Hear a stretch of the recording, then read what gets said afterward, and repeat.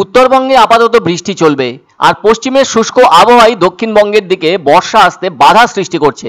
ফলে 15ই জুনের পর বর্ষা আসার সম্ভাবনা দক্ষিণবঙ্গে। ওদিকে উত্তর পূর্ব অসম এবং পূর্ব বিহারে সক্রিয় রয়েছে ঘূর্ণাবর্ত।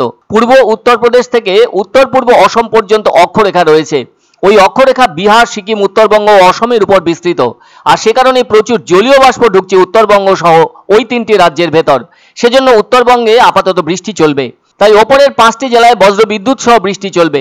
আলিপুরদুয়ার ও জলপাইগুড়ি জেলার কিছু অংশে ভারী বৃষ্টির সম্ভাবনা রয়েছে। উত্তরবঙ্গের জেলাগুলিতে বৃষ্টির সঙ্গে দমকা ঝোড়ো হাওয়া বইবে। এছাড়া প্রতি ঘন্টায় 30 থেকে 40 কিলোমিটার বেগে দমকা ঝোড়ো হাওয়া বইতে পারে। অন্যদিকে দক্ষিণের কিছু জেলায় থাকবে শুষ্ক আবহাওয়া। ওই জেলাগুলির মধ্যে রয়েছে কলকাতা, হাওড়া, হুগলি, উত্তর ও দক্ষিণ 24 পরগনা জেলা।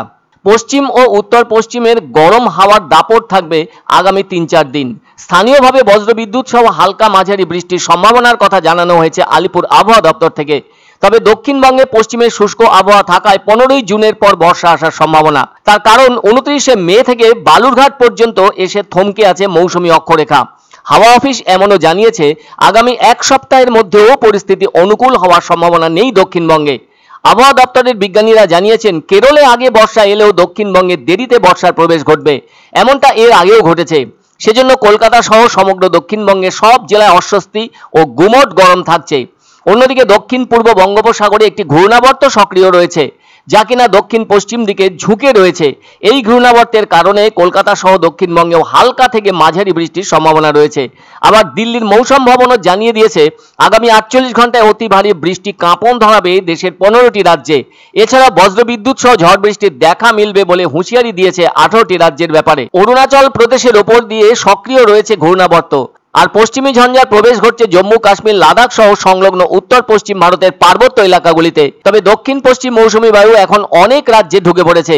আর সেজন্য মুম্বাই সহ একাধিক রাজ্যে প্রাক বর্ষার জেরে শুরু হয়েছে রেকর্ড বৃষ্টিপাত।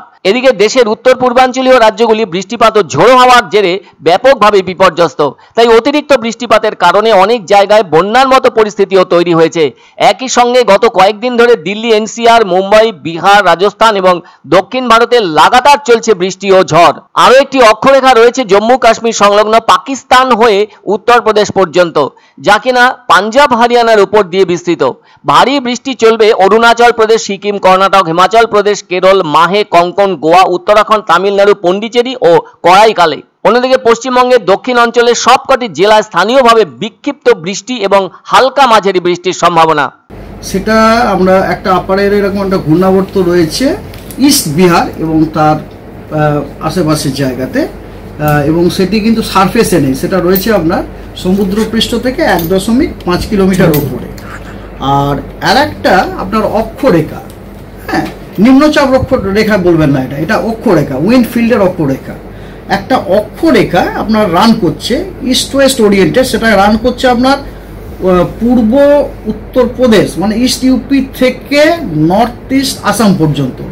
এবং এই অক্ষরেখাটি কিন্তু অনেক জায়গা দিয়ে পাস করছে, যেমন সেন্ট্রাল পার্টস অফ বিহার দিয়ে পাস করছে, আমাদের উত্তরবঙ্গ দিয়ে পাস করছে, সিকিম দিয়ে পাস করছে, আসাম দিয়ে পাস করছে। এবং এই অক্ষরেখাটাও কিন্তু সারফেসে নেই, এটাও কিন্তু রয়েছে সমুদ্রপৃষ্ঠ থেকে 0.9 কিলোমিটার ওপরে, ঠিক আছে।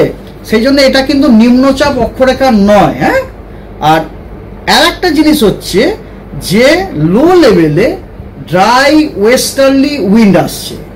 তো এই সমস্ত ফেভারেবল যে কন্ডিশনগুলি বললাম ওপরে, সেই ফেভারেবল কন্ডিশনগুলির জন্যে নর্থ বেঙ্গলের জেলাগুলিতে আপনার বৃষ্টিপাত, থান্ডারস্টর্ম উইথ রেনফল, তারপর আপনার লাইটনিং, এবং কিছু কিছু দিন কিছু কিছু জেলায় আপনার isolated heavy rainfall, heavy two very heavy rainfall ইত্যাদি হওয়ার সম্ভাবনা আছে। এবং দক্ষিণবঙ্গে যেহেতু ড্রাই এবং গরম হাওয়া আসছে, দক্ষিণবঙ্গের জেলাগুলিতে বেশ কিছু জেলাতে আমরা হট এবং হিউমিড ওয়েদার পাওয়ার সম্ভাবনা রয়েছে।